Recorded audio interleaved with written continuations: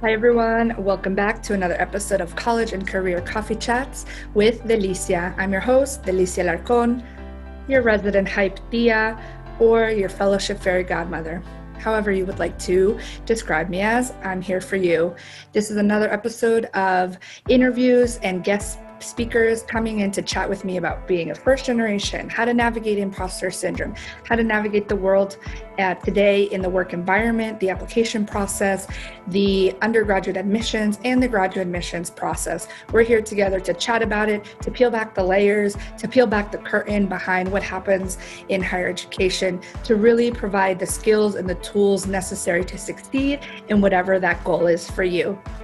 So make sure you have your coffee, your energy drink, or tea, whatever you want to listen in on this conversation between my guests, my colleagues, and my friends. And make sure you stay tuned so you can get access to all the free goodies and the gifts that I have created for you as it relates to training, about scholarships, about resume writing, about cover letter, anything that you need in the process. I've created some gifts for you so you can download those instantly and have access to the workbooks and the trainings. And stay tuned if you would like to join the Facebook group and the community to connect with everyone. So, without further ado, let's listen in on our guests and our conversations. Cheers.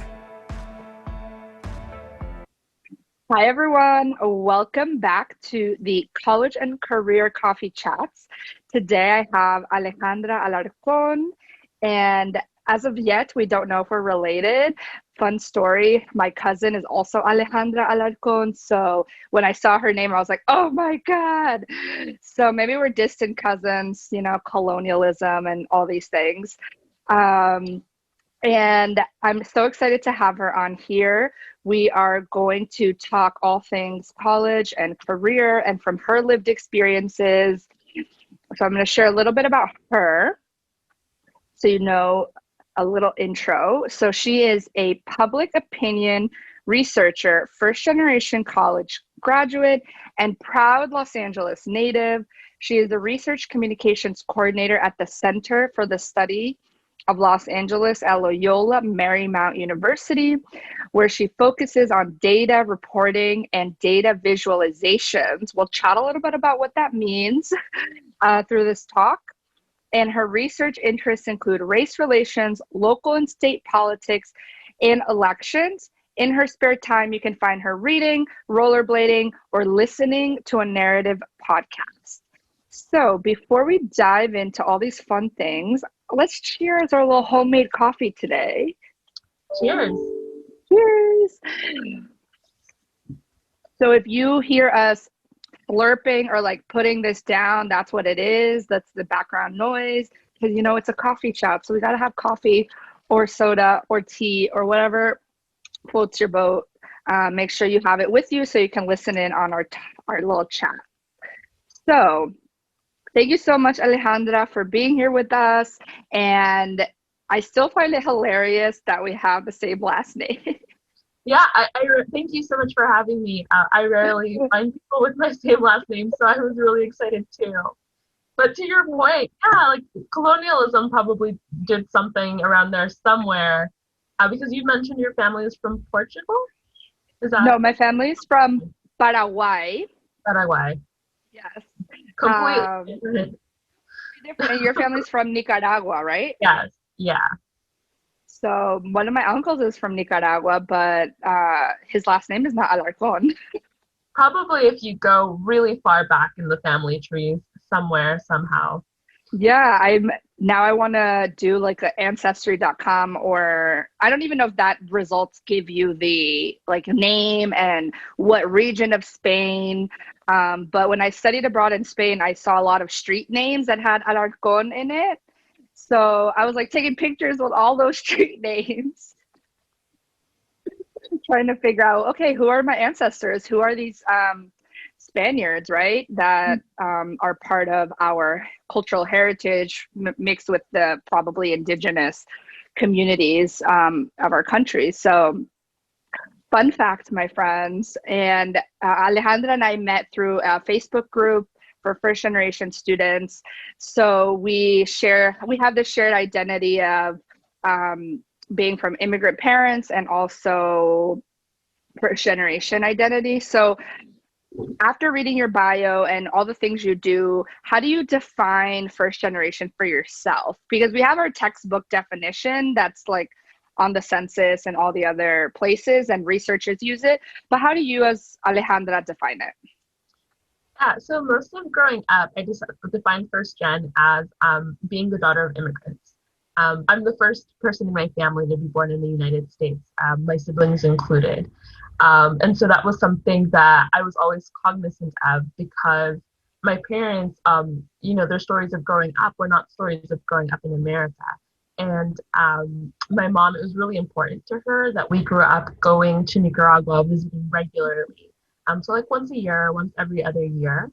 And so just kind of the difference between how I was growing up in California versus how my family was growing up in Nicaragua, like those things were very obvious to me. But I would say my definition of being first gen changed when I got to college, because college was a really big culture shock for me for many reasons. I grew up going to public schools.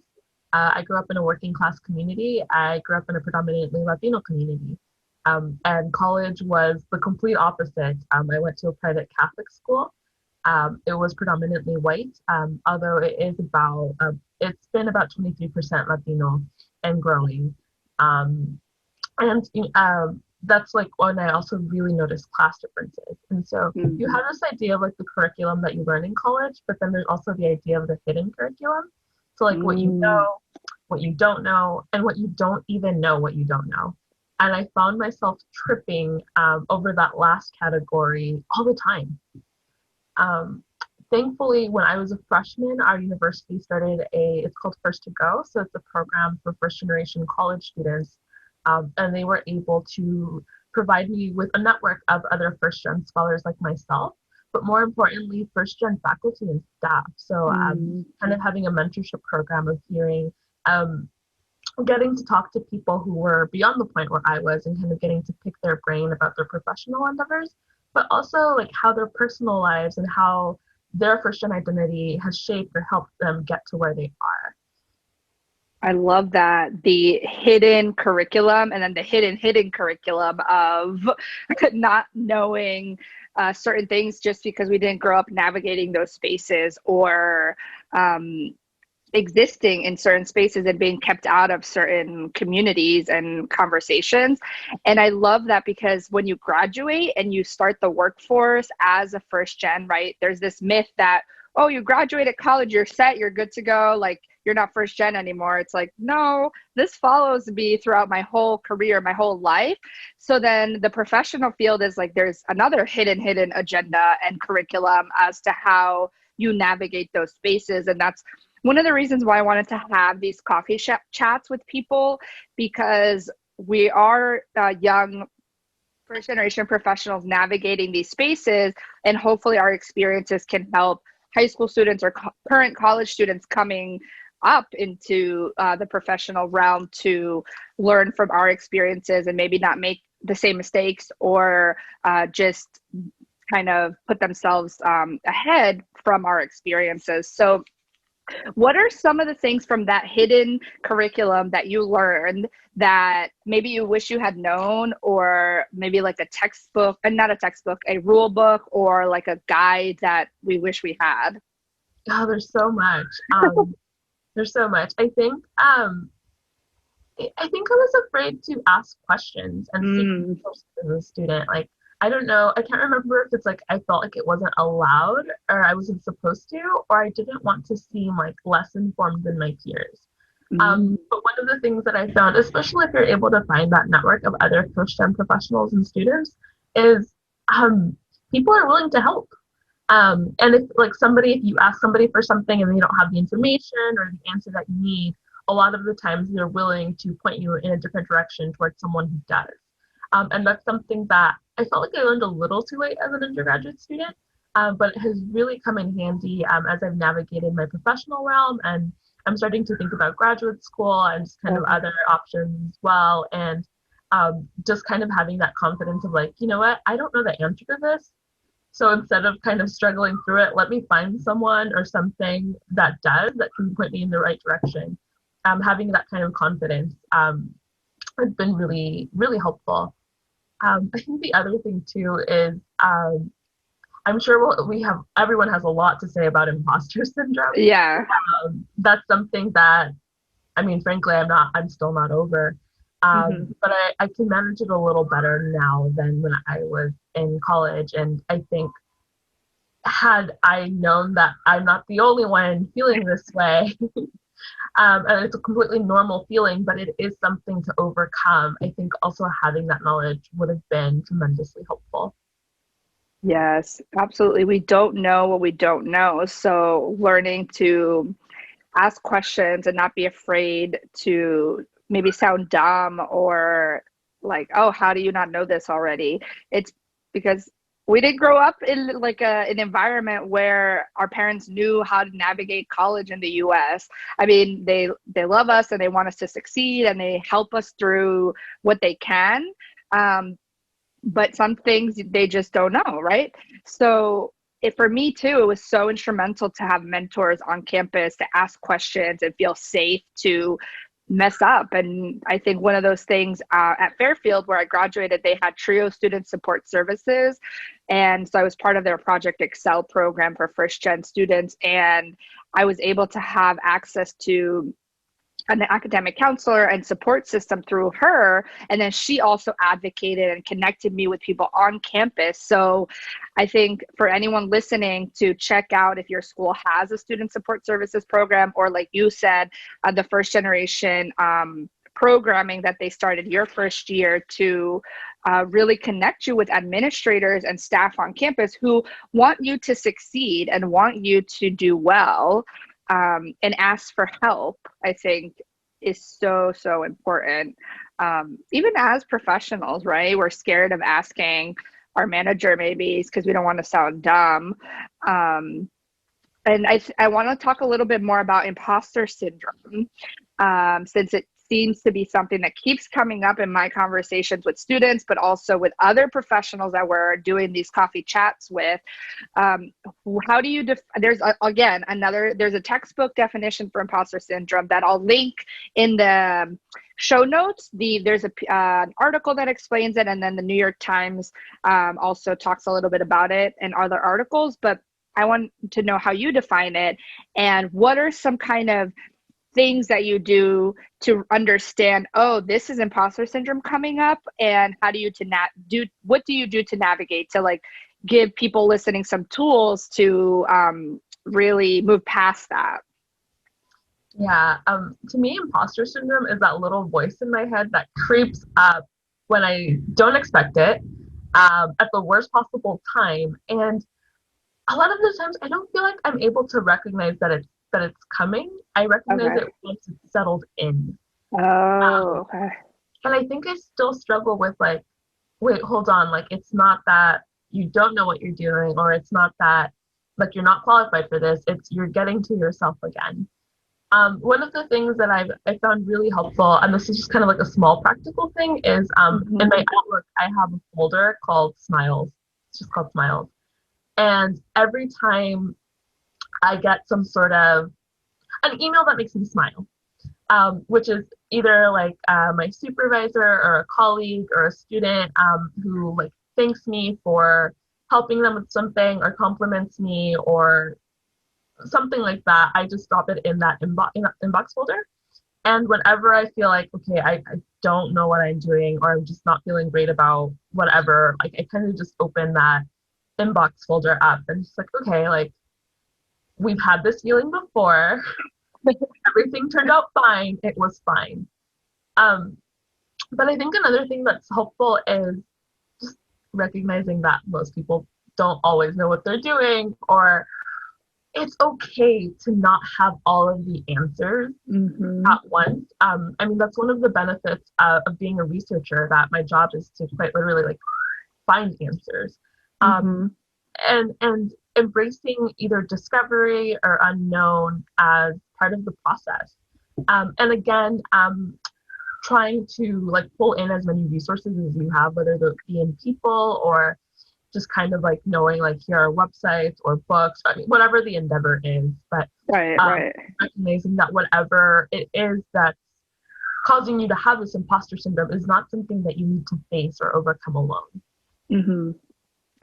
Absolutely. I love that idea of a smiles folder. I have something similar. I think I call it like happiness or something, where I have maybe emails from students or staff that like uplifts you. And then I have a physical box of like notes, like when I left certain jobs or when I went to Brazil for my grant and other experiences and they did like goodbye parties, they had handwritten notes. So I took all of those with me when I went to Brazil, for example, and really had no one from my immediate community to support me physically. I mean, virtually, obviously they did, but in person until you build that community again in your new space. So I would, when I was feeling it like an imposter or that I didn't belong, I would read those letters and would read those notes as a reminder to understand that you have the skills that you do and you are where you need to be in those moments. And you've, like you said, you've done it before, so it's okay. It'll be okay. And something neat that they did when I was taught in South Carolina, I was part of the Eucharistic ministers on campus, and they all wrote, I received like 100 letters in my first year of teaching. And that was really, really helpful as I navigated that first year because it was so tough for many reasons, right? Your first year out of college is transitions after transitions, navigating after navigating. And that was really helpful. So if you're listening, I encourage you to save those notes and save those emails because that really helps you when you're feeling really lost or alone or sad in many ways. And I love what you said about research and the work that you do as part of the unknown, as part of the process, and being okay with that unknown. So how do you work in this research field, and how do you talk about the work that you do with maybe your parents or your colleague, I mean, not your colleagues, your parents or like your family members that may not understand specifically how to explain what you do, right? Like if I say I work in higher ed, my grandma's like, oh, she's the dean. Like she's up there. I'm like, not yet, abuela, like maybe one day. Thank you for believing in me. Yeah, thank you for believing me. Or like, yeah, she's the president of the university. You're like, nope, not there yet, but thanks. Yeah. Before I touch on that, I wanted to add one more thing to what we just talked about, and that was like I'm in academia. I produce academic work, and so whenever there's a report or a project or just really anything that I'm proud of, keeping a hard copy of it. And I think I really like that idea of having a box of just things to kind of go back to. But I think we have this tendency to remember like the times that we messed up or the times that things didn't work out, even though a lot of the times we have so many more experiences that are not that. And I think being able to just kind of go back and like, okay, no, like I've got this. Like I produced this report or I wrote this paper or here's my diploma. Like I did this. It's good to revisit those things. But at the same time, like I think you and I, it sounds like we both share this experience of hearing encouragement and support that's been really helpful. I think for me, something that's been really important is also making sure that I'm providing that support and encouragement to my friends, to my peers, especially now that we're pretty established in what kind of like our careers are and where they're going. If there are opportunities, like if you're speaking at an event, okay, like let me try to go. If you did a podcast interview, let me try to listen to it. If you're throwing this event, let me try to attend. So recognizing that in the same way that we need support, giving it back to our peers, our friends, our colleagues. I think that helps. But to your second question, I still struggle with this. I majored in Chicana, Chicano, Latina, Latino studies. It's an interdisciplinary field. I don't know how to explain the interdisciplinary fields to my parents. A lot of the times, the word, the identity Chicana, Chicano is conflated to only be understood as Mexican American. And so my mom's like, why did you get a degree in Mexican American studies? We're Central American. And like, I know why. because in part the institution that I went to, that's kind of the closest thing to Central American studies that I could take. And at the same time, Chicano Studies has provided me with frameworks, with theories, with literature that don't exactly translate over to exactly explain the Central American experience, but does provide me a starting point. But that's a really academic answer, and I can't, like, that's not going to go well in a conversation with my mom. I know. I love the academic answers. I got all the frameworks. I got it all.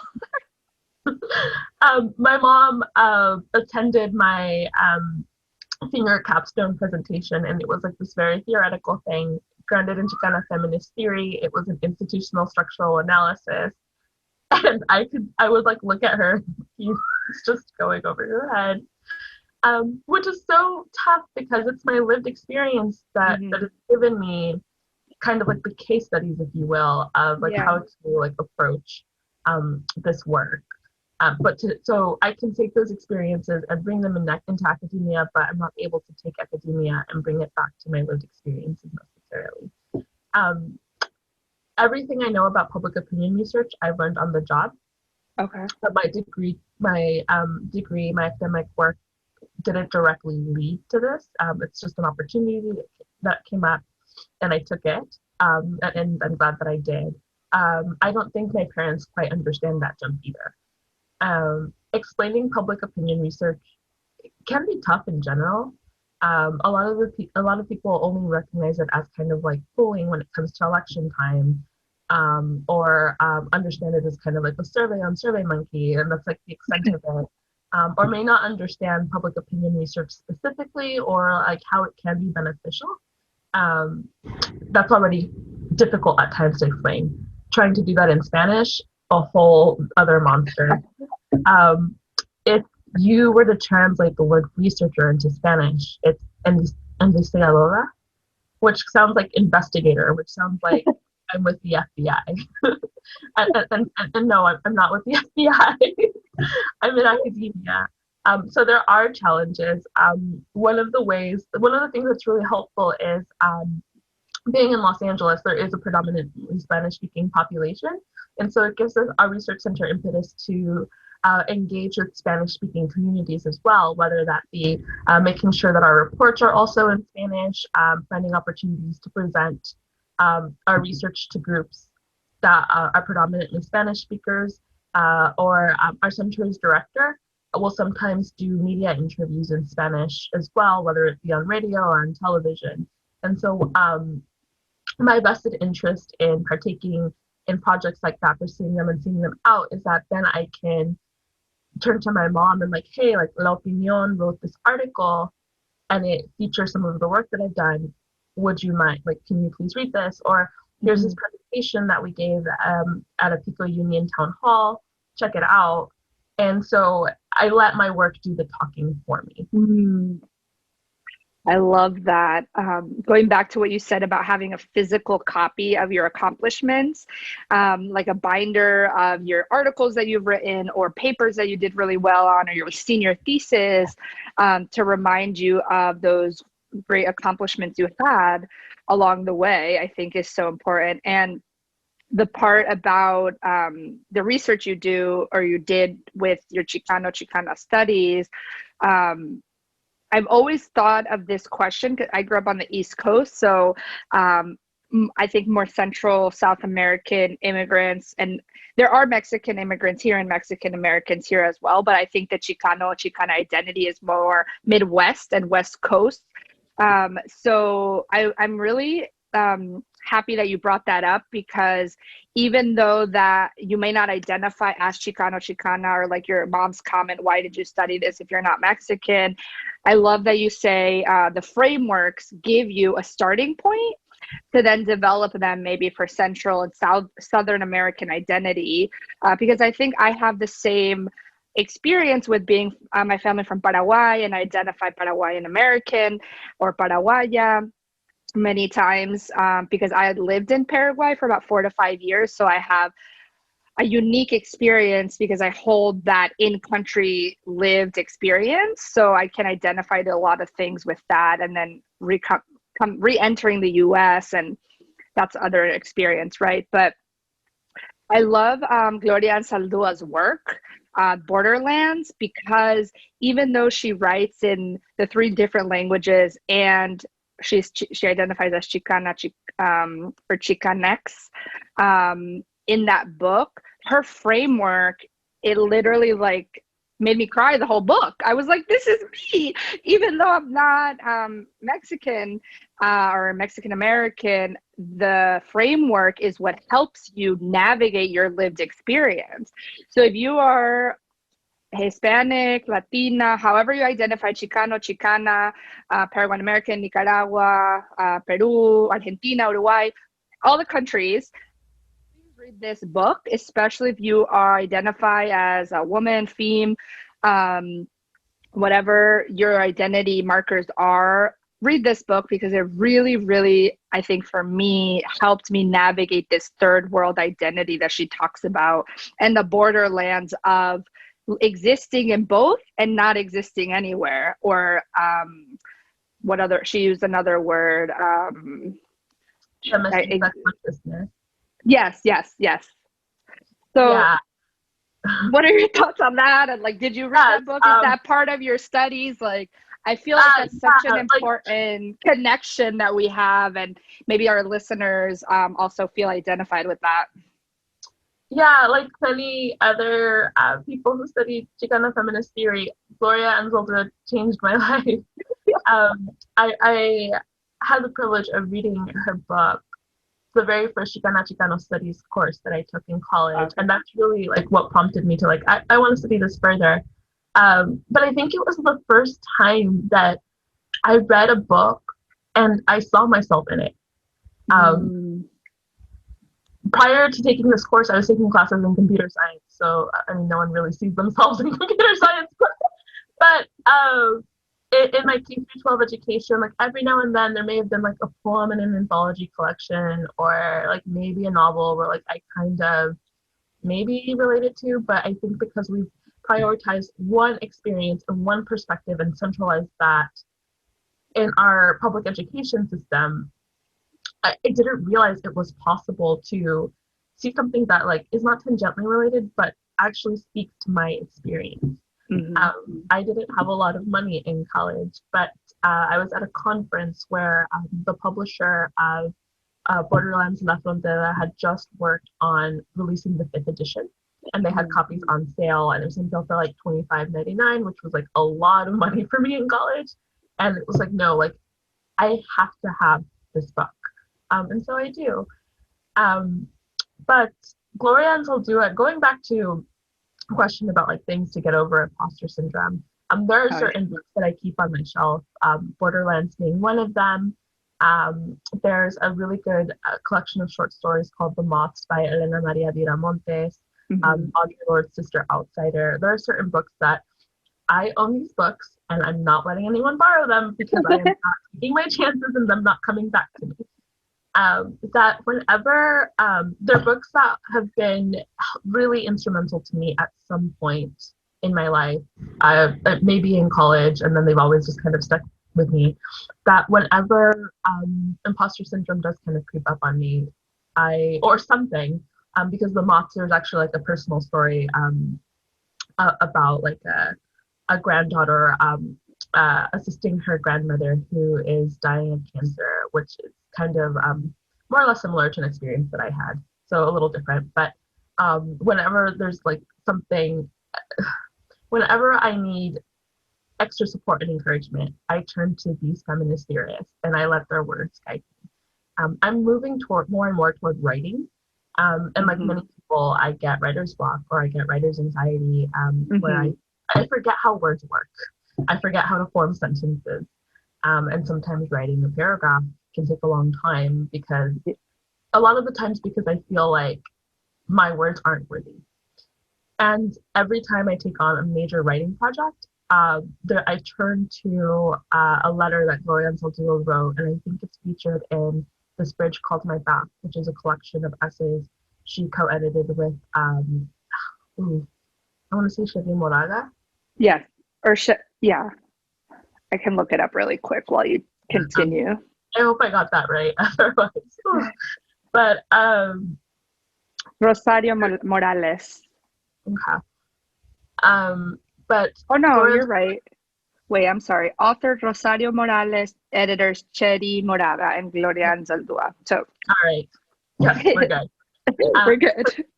There's a letter that Gloria Anzaldúa, I think it was actually a talk that she gave at a conference, in which she talked about why it's important for women of color to write, to share stories. And it is because we read so many stories that aren't written by women of color, and therefore don't share the perspectives or the insights of women of color, but our experiences, our thoughts, our ideas are valid, are important, and offer different perspectives to look at. And that's why, like, it's not that we should be encouraged to write, it's our duty to write. So all of that, and I'm like, she's right. She said it was my duty. I have to do this. You have to honor her legacy. Yes.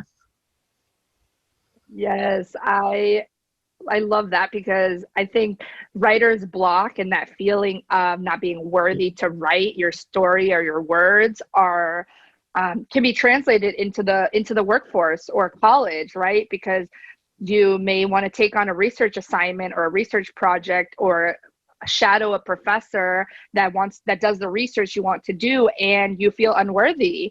And how do you overcome that, and what tools do we learn along the way to do that? And also, if you want to be a screenwriter or an actor or a computer scientist, or go be an astronaut to go to the moon, right? These different, the common thread is this feeling of unworthiness, and that we shouldn't take up this space. But like you said, reading that article by Gloria Anzaldúa really gives you the energy and the strength to say, no, you know what? It's my duty. It's my responsibility.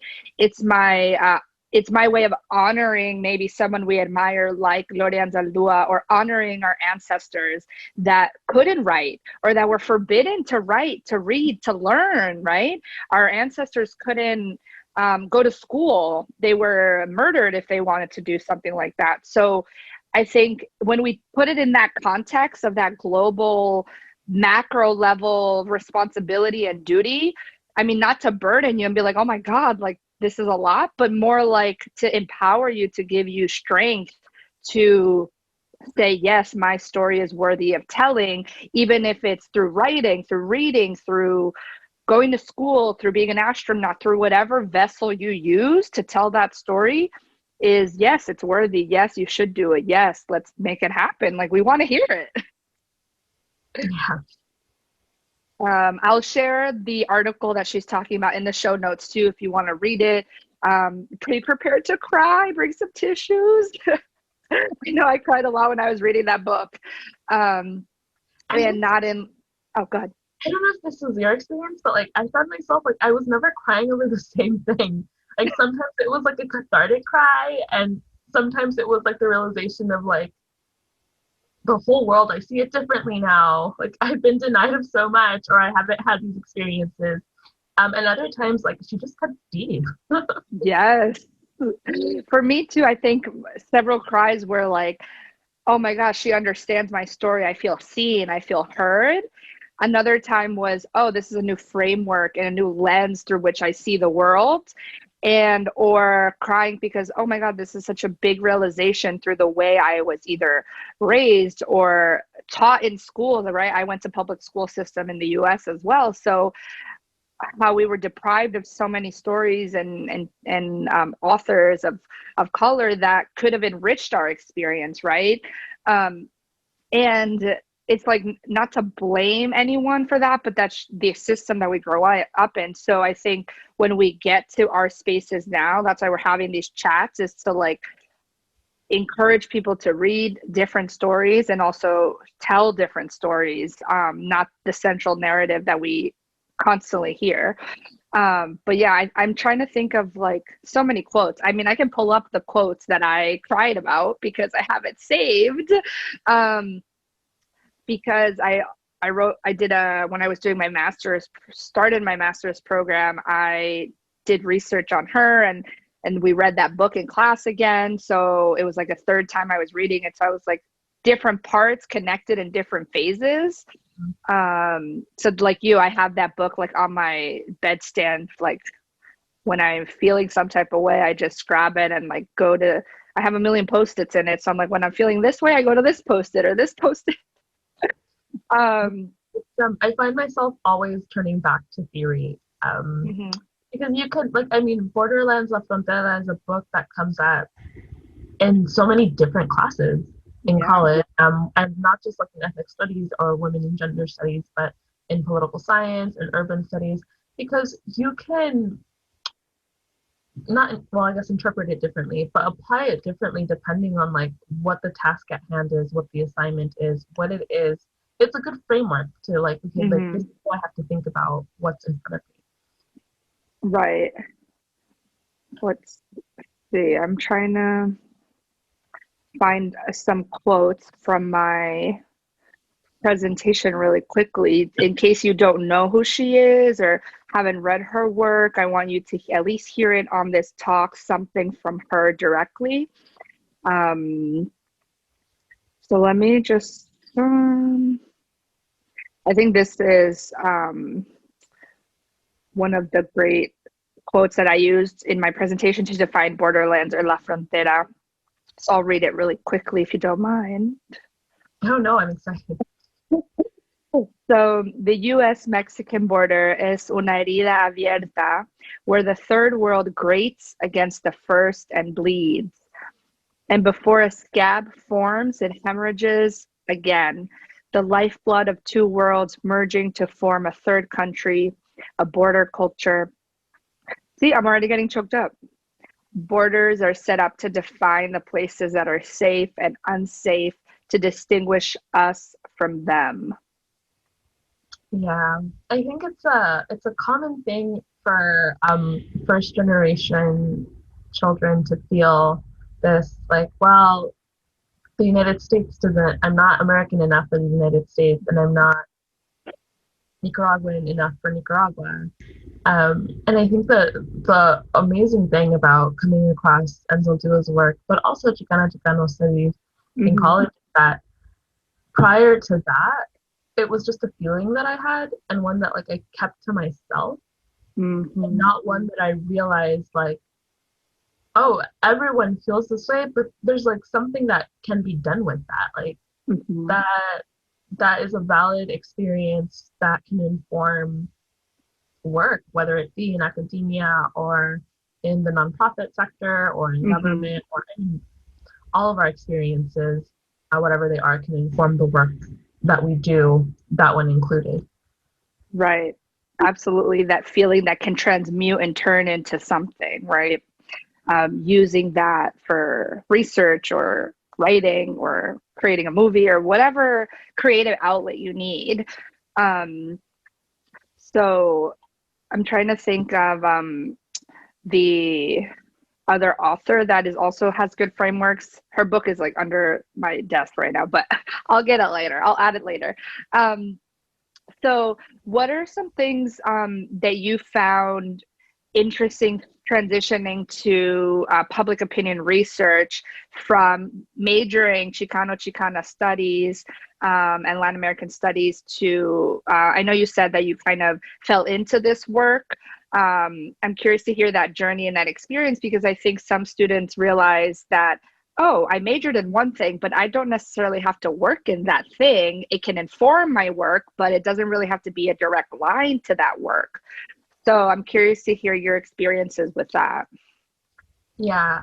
What I'll start with by saying is, one of the things I wish I had done in college was be honest with myself. In that, Mm, like, if I had interest or curiosities, allow myself the space to explore those. And I say mm, that because earlier I mentioned I started college taking several computer science courses. I went to a high school that was focused on STEM. And so I was very aware of what opportunities there were in STEM fields. And I pursued them because I felt that it's what I had to do, that it was the good thing to do, that it was going to be like the safe plan to do. mm-hmm, Um, and it is for some people, but it just wasn't interesting to me. And it took several years for me to make a switch from the sciences and engineering to the social sciences. But even then, like why Chicano studies was such a good fit for me is because it was interdisciplinary, and um, when I was at a space and time when I couldn't yet vocalize, like these are my interests and this is what I want to do, I got the option of getting to choose a lot of different things. Um, I think had I been more honest with myself and explored my curiosity, I would have arrived at public opinion research much sooner, or social science research in general. But again, so my major was interdisciplinary. The center where I work at now, our director is a professor of political science, but he's also a professor in Latino studies. So I had taken some of these courses. It was great. Like one semester I was taking like this class focused entirely on La Virgen de Guadalupe. And then like the next class, like here's like racial and ethnic politics in Los Angeles. And so it's like completely different. But his courses focused on, or they still focus on racial and ethnic politics, Los Angeles politics, California politics. And like the story that he tells is the story of Los Angeles politics and California politics is the integration of previously excluded racial and ethnic groups into our political system. So like one of the big theories that we talk about in those courses, I actually assist with those courses now, is you look at the population, you look at of the population, how many folks were eligible to vote, how many people of those people actually went out to vote, and then what resulted of that, what was the racial and ethnic makeup of elected officials in California. And you see that as California, Los Angeles the population continued to grow Latino and continued to grow Democrat, how like that had a ripple effect that you see like our elected officials become that way as well. That fascinated me because it was like a combination of like research and also like civic engagement and advocacy, which were things that were important to me. I just didn't like realize they were important to me. But after I graduated from college, that professor gave me the opportunity to work at a public affairs consulting firm as a research assistant, where I learned how these theories applied in a very practical way at the intersection of government and business. And I did that for a few months, but after that was done, there was an opportunity to work at the research center. And I thought I wasn't going to be there a long time. It was also in kind of an entry-level role, so I knew that I didn't have to know a lot about research to be a research assistant there. So I took on that role. But what ended up finding out is, I learned a lot about research and that I was interested in it, that I really liked it. And thankfully, I have a work environment that is really encouraging and supportive of learning and following your interests and learning more about what your interests are. So over the years, I learned about social science research methodology. I've learned about public opinion research. I learned a lot about Los Angeles. I've learned about a lot of our politics. I've learned a lot about elections. And I've been there for 5.5 years. In the last year or so, my role has constantly changed because I've learned so much, because I'm more aware of what my interests are.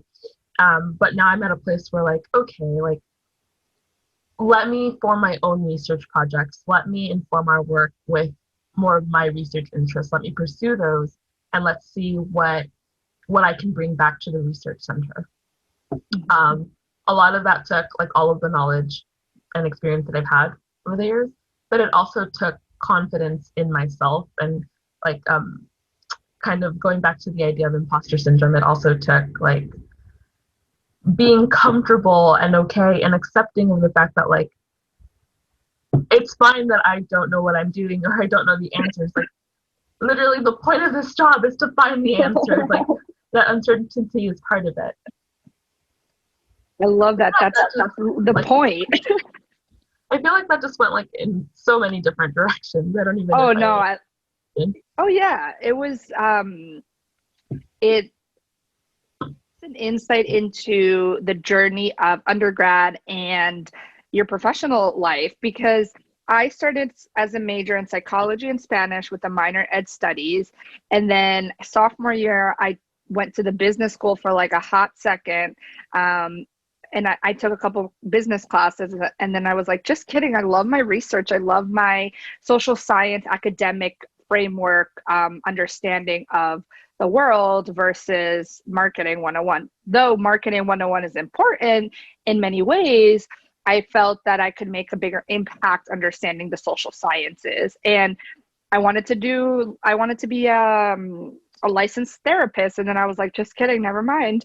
So I think that's part of the journey, and that's okay to go back and forth and be honest with yourself. Like you said, be honest with yourself and be curious as to what it is you want to study and learn, which is, I think, really hard for first gen or immigrant children that maybe have a culture of parents or grandparents who say, oh, you have to be three things: a doctor, an engineer, or a lawyer, which are great fields and amazing if that's your calling. However, if it's not, it puts people like maybe us who are more social sciencey and want to study interdisciplinary things and more like research-based things in a position to say, well, how do I go up against this huge cultural pressure and societal pressure when I'm just me trying to be curious on what I want to study. So that's where you need support. That's where you need help. That's where you need to find people who are going to help you process and navigate that experience, because there are stories that like parents will disown their kids if they don't study certain things, or they will cut off financial support. And those are very real life situations that as a counselor I saw. So we have to delicately navigate this. But if you're in a position to make these choices for yourself and you have support from your family, do it. Be curious, study what you want to study, listen to yourself, be honest to yourself, which I think you, through your story and your journey, have shared with us that it's important to listen to that.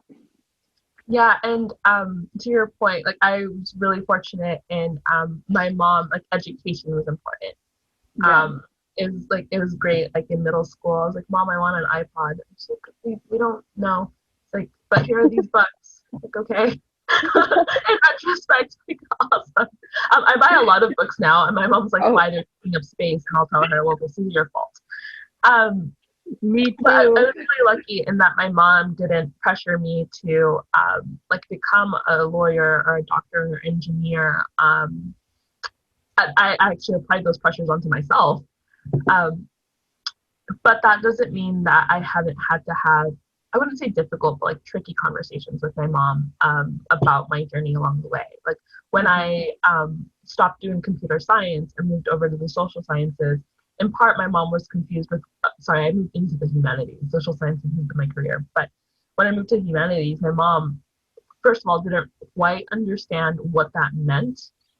And also didn't understand, like, why would you make that jump from something that's practical and have a very clear career trajectory lined up and well, quite frankly, will pay, into something that has a lot more uncertainty. And in that moment, I really am thankful that my mom trusted me with that. Like, Mom, this is the decision for me. Please trust me.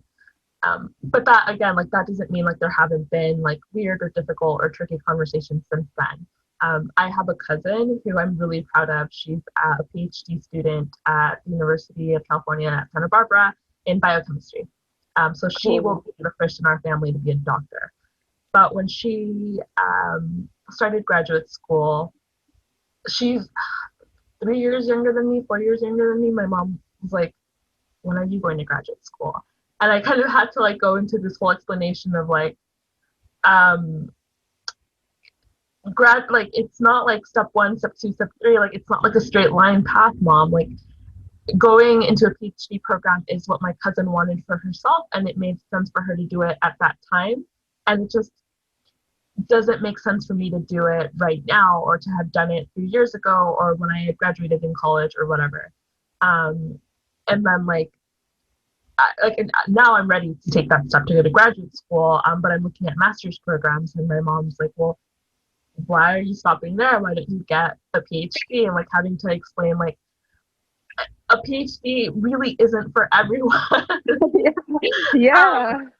I'm very proud of people who have completed that process, because it's difficult, it's challenging at times, and it's a really great accomplishment, but it's just not something that I want for myself. And my mom's like, what do you mean you don't want to be a doctor? Hold on, that wasn't the plan. So I punt to my younger sister, who's an undergrad, and I'm like, you need to get a PhD so I can get mom off my back. Yes, you need to get that Dr. Alarcon so they can stop pressure. And it's the same with like, you need to be married because your cousin's married, or you need to start having kids because your cousin has kids. I'm like, whoa, whoa, whoa, whoa. Let's put the blinders on. What does Alicia want? Yeah, I'm the oldest. No, not the oldest. I'm like 8 out of like 12. But my older cousins are like, there's a gap, so I'm the oldest, like of like the end of the cousins. Yeah. So I'm just like, I hope none of my younger cousins get married before I do, because that's when those conversations will start. Oh yeah, that's definitely a conversation in all of, I think, the Latino families that and not only Latinos, this happens across the board cultures, right?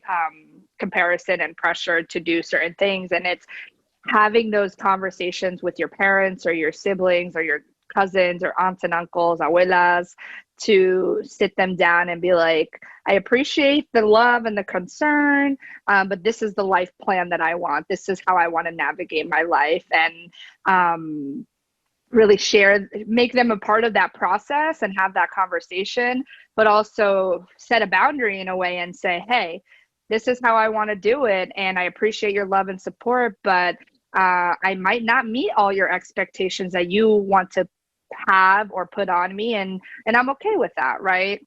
And that's a journey, that's a process, because we have, are you the oldest daughter? I'm the oldest daughter, but I'm not the oldest. I have a brother, and that, I love my brother, but it sets up a really fun dynamic for a Latino family where I'm constantly like, to your point, like setting boundaries. I'm like letting my mom know, like, you know what, I'm not going to meet all of your expectations. You might be disappointed. I find myself having those conversations that my brother doesn't necessarily have with my mom. And my brother didn't go to college, but I did. And sometimes I tell my mom, like, okay, mom, like, manage expectations, please. Because sometimes I tell her, like, I feel like you're a little harder on me, but and not to like put my brother down, but I ultimately I feel like I've done more, like, and I haven't stopped, and I keep going, and you're telling me, or you're making me feel sometimes like it's not enough, and I don't see you putting this pressure on your son. It's a difficult conversation. It's one that like I'm very strategic about when we're gonna have it, if we're gonna have it, and it's usually like when I've decided we've reached the point where like, no, I'm gonna pick that battle. But it's a difficult one, because how do you, and I think this touches to another thing, a much bigger thing, that like, how do you have that conversation without like, and I'm with the disclaimer of, I'm not putting anyone down because they didn't go to college. Right. That's a choice, and it works out for people. It could be a good choice for other people. But I think that also speaks to like, I said I had culture shock when I got to college. I felt like I also started having culture shock at home because I was in college. Maybe not culture shock is the right word for that, but like there were like things that were weird at home. Right. I was in college, and no one else was, and I had no one in my corner to speak to those experiences because I was the first person in my family to go to college.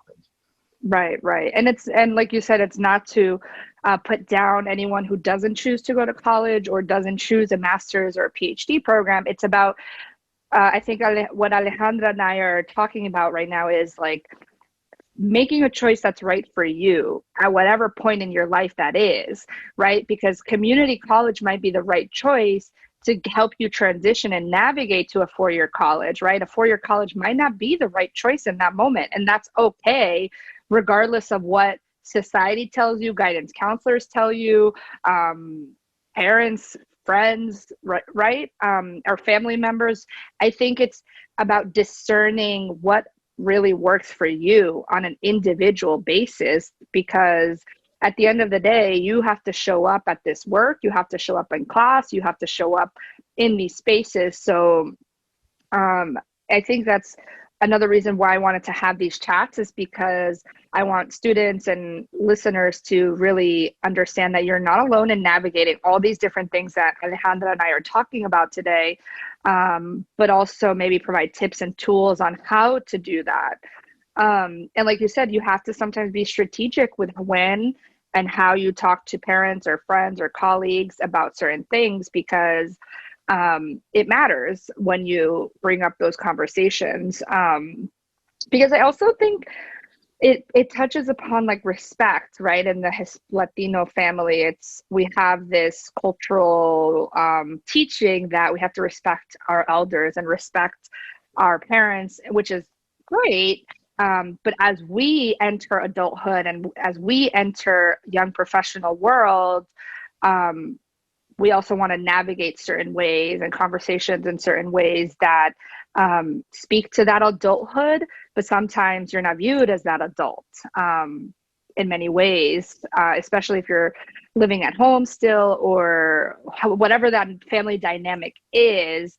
It's very nuanced, I think, in the Latino household. And then we have gender roles on top of that. So I'm loving this conversation and deconstructing that and sharing our lived experience to help maybe younger Latinas really navigate that. Yeah. I wanted to touch on something you mentioned earlier. If I could give advice to my younger self, oh yeah, I would put the option of community college before me. I don't know that I would have taken that option, but the way I went to a college prep focused school where going to a 4-year was prioritized. And in California, we have 2 university systems. And unfortunately, one is viewed as like better than the other. They're both great. And so like the priority was to like, one, go to a 4-year institution. If you were going to go to a 4-year, one system over the other. But really, like, you should go to private school. And so, like, at no point was I thinking about community college. And I didn't understand what a great option that is until my sister went to community college. Okay. And unfortunately, when she started, she felt really insecure about that decision. She felt like she had messed up or done something bad. And I think she felt like that for a little bit, but honestly, I think my sister had a much more richer experience in community college than I had my first 2 years as undergrad at a 4-year. My sister is an anthropology major with a focus on archaeology, and through her program at her school, she's able to do 3 different field research trips where she spent 1 month excavating in Belize. She did that twice for 2 years. And then she spent 6 weeks in Portugal on another excavation trip. She was a part of 2 different honor societies. She joined different clubs. She had a really, really rich community college experience, and like now she's continuing that. She just transferred. But she's much more confident in like the kinds of things that she wants to do with the remaining of her time in undergrad at her institution than I feel like I ever was in college. I feel like I was constantly like tripping around, like trying to like find out like, oh, we have an office for that. How do you do this? Like trying to figure out like what opportunities. So sometimes I get a little jealous. I especially get jealous when I realize she's going to graduate with like less than $5,000 in debt, which is oh my god, because she's going to live on she obviously right now because of the pandemic it's not an option, but she'll eventually like live on campus where I commuted, and I have pretty tens of thousands of dollars in debt. That's another thing. But just even comparing our 2 experiences, community college is a great option, and I wish it was presented that way, because I feel like it's not sometimes. I wish that people pursued the option that was truly best for them.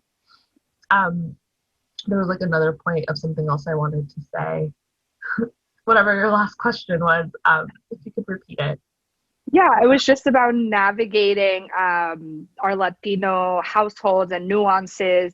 And you spoke about like maybe different gendered expectations from sister to brother, and just that if you had any like thoughts on that or any tips and tools on how to navigate that. I think one tool was be strategic as to when to have that conversation, which is true. Yeah, I guess the other thing is like this is the space I feel like where I've had to do this the most, but to be your own advocate. Mm, Because I think you're right. You had mentioned earlier that like sometimes I feel like it happens in my family where I'm still viewed as very much my brother's little sister. Sometimes I feel like my mom still sees me as a kid. And it's like, hmm. no, I'm well into my late 20s, not a kid. Um, and like the things that make me feel that way is that like sometimes when my mom has a question about something, she'll either ask my brother or she'll ask like a neighbor or a friend. But it's like something that like related to the field, like related to something that I know really well because of my work or my experience, etc. And so like having to tell my mom, like remind her like, no, like I can help with those things or I know more about that than you realize or um like or even if it's things like not related to work, like if there's like an issue, if like and I'm thinking of like things like bills or like Yeah. issues or like market, I don't know, like contracts and just like Yeah. daily Yeah. adult things. And it's like, hey, like I know when I was little, like what I did was like help you write the check and like translate things or whatever, but now I can help you understand this or I can take this on myself. Yeah. Absolutely. I think it's those little things that are transitioning to say, hey, I can help with certain things, or I can help advocate for you when maybe they're not getting the respect or the services that they need or deserve. So that's super important too, is how do we advocate now for our families and our siblings now that we have this degree and these experiences and navigate certain spaces and network and maybe have a contact that can support us through it. I think is part of growing up and part of being first gen too. And I think I see it more as like more tools and more armor to kind of show up in the world, that in many ways is not set up for us to be here. But also like doing it in a way that's like, I don't know if respectful is the right word, but like respectful or sensitive or like that isn't like have you watched the show Hempified on Netflix? Oh, I haven't yet. Okay, it's a great show focused on the issue of gentrification in Loyola Heights, which is an area here in Los Angeles. There's like Mm-hmm. one character that like he's kind of written so that like you're not supposed to really like him. But I can relate so much. So like, why is that me? And like the reason why he's not like the most likable is because like he went to college, has a 4-year degree, and like is coming back to help run his family's restaurant. And he's like, I have all these ideas. And Mm, everyone's like, okay, college boy, like that works in your college life, not here. yeah. But I think like to your point earlier, it's like finding ways to do it so like I can advocate for you, I can do this or do that, but like not in such a way that comes off as like I'm better than everybody because I'm Yeah. in college. Or like white savior. Yeah, and I don't think people perceive that way or act that way, but it can be perceived that way. I think many people go through the experience of like hearing from their family like, oh, you think you're so smart because you went to college, and it's like I have experience because I went to college and I know things, but I'm not pretending that I know more than everybody here. I don't. Right, right, right. Yeah, because college gives you experiences, but our parents have a lot of life experiences that really um, make them super resilient. And I think that thought of like going back to our community. It's like, look, I have all these cool resources and networks and connections and I want to help. And how do we navigate that maybe in not a white savior complex kind of I'm here to save you type of thing, but more in like a Paulo Freire pedagogy of the oppressed way, where you're in communities to help them come up with their own solutions from a grassroots effort versus you as the knower of all things. Yeah, I love that, to kind of remind. I'm sorry? It's another good book. Yes, that's another that's another great book to put in your bookshelf and have handy. I was gonna say something and I forgot. Oh, another thing to your point, like I think at the beginning, was how you want the support from people to connect with you, and how we can support our community and our peers, like by sharing a podcast episode or an article, or help showing up to their conference event or their webinar or workshop to support them. I think is a really great way to share how to support in non-monetary ways, right? Because sometimes when people think of support, they automatically think, oh, are you going to ask me for money?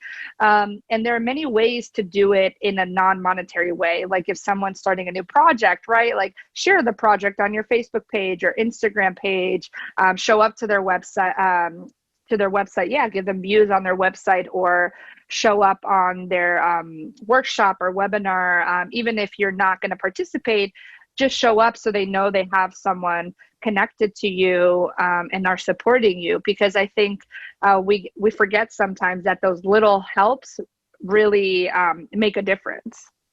Yeah, and I like that you pointed it out in helping in non-monetary ways, because if you have those means, by all means, like support people in that way. But if you don't, there's still other ways to show support. Because maybe I can't, like maybe right now isn't the best time for me to purchase whatever from the Etsy shop, but maybe it is for somebody else. And I'll share your Etsy with my network or something. One of my favorite things, I feel like I rarely get to do it, but sometimes I get to do it and it works, is connecting to people that I know, but like from two different spheres. Okay. And like bringing them together and like they work on something great. Mm-hmm. But I also love when people connect me with people I wouldn't have met otherwise, and like, let's make something happen. But it really comes down to like continuously building our own support networks. Mm-hmm. For like our, I think Audre Lorde has like a quote that's like, there aren't no single issue solutions because we don't live single issue lives. And I think that point is, we keep talking about like we need support, but like let's make it clear that it's like not one kind of support. There are different areas of our lives in which we need support in, and so it's important that we create support networks for ourselves that can support us in all areas of our lives.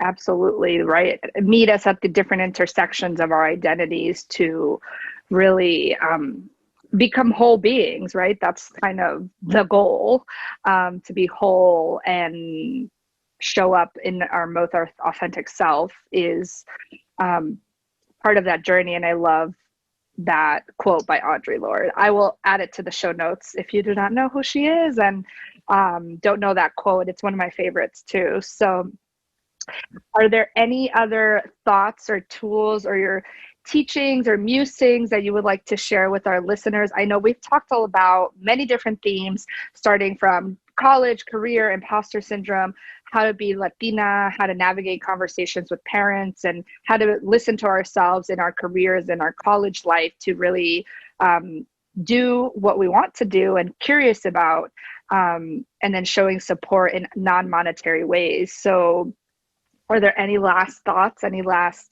musings? No, but I guess if there's like a message that I had, like if there's like one thing you take away, I've said it several times, but really like the listening to yourself piece, because it comes in handy in more ways than one, whether it be, well, I think we all know more than what we give ourselves credit for intuitively. Like if we go with our gut, like that thing will get done. It will happen. Like we will thrive. But part of imposter syndrome and just really insecurity in general is kind of like shutting that voice down. And so like finding ways to make sure that we're not shutting that voice down. But that I think does take like an active effort of like checking in with yourself and like really like hearing that voice and like letting it guide you. I know that for me, I didn't do that in college, so I went through like 5 different majors before I found one that I liked, like at the same time. And recently, I had mentioned like I'm thinking about going to graduate school now. It's been 5-6 years from when I graduated undergrad. But a big reason like why there was that gap there is because I didn't know what I wanted to go to graduate school for, and it wasn't until I was like, oh, like wait, hold on, these are what my interests are. That I was like, I found a program that like, or kinds of programs that's like, okay, like these are the ones that I'm interested in, let's do these. Those are like the 2 examples of like a time that I didn't listen to myself, and then like how things change when I do. And I'm sure that there have been other instances where like, oh, like the answer was within me the whole time, which sounds really cheesy. But there is something to that there. So if there's like one thing that everyone takes away, I hope it's that, like, please like listen to yourself. Yes. Listen to yourself. And as cheesy as it might sound, is like you have the answers within you already. It's a matter of like, how do we unpack it? How do we unlearn many things that we have learned throughout our lives? And how do we listen to ourselves? And I think it's also give ourselves permission to listen to ourselves, and trusting that we know what's right for us, and trusting that we know, like, how do I, like, of course I know it's me. And trusting that like even if you don't know, like you got the, like you will figure it out. Like you will find the answer, you will get it done. Just trust yourself. Yes. So be honest with yourself, trust yourself, listen to yourself, and you will move into the direction that you need to be in, I think is a great way to continue the conversation and then end this kind of podcast episode. However, it seems like we'll be back with a part 2 with Alejandra, because we have so many more things to chat about. And I want to thank you for showing up today and having this awesome conversation with me. And hopefully people listening take something away, a nugget of wisdom and inspiration. And if there's something, a quote, tweet that Alejandra said that you love, please share it in the show notes or on Instagram or wherever you listen to these beautiful episodes. Thank you, Alejandra, so much for being here with me today. Thank you. I feel like I got the opportunity to talk about elections and voting systems, and I mean, I love it. It's my work. But thank you so much for the space, for getting to talk about the space to talk about something else that's really important to me. Yeah, you're welcome. And wow, my friends, we just had an amazing conversation with my colleague, my friend. Make sure, if you want to get in touch with them or have follow-up questions, make sure you check out the show notes with their information, their contact, and how you can connect with them further. If you need any other support from me, make sure you download all the trainings, check out the YouTube channel, check out the workbooks that I've created for you all. And if you would like further assistance and support, make sure you check out my website, www.deliciaalarcon.com, for ways that you can connect with me and work together. And also stay tuned for the next episode. Until next time, enjoy your coffee, and I hope you enjoyed this chat. Cheers.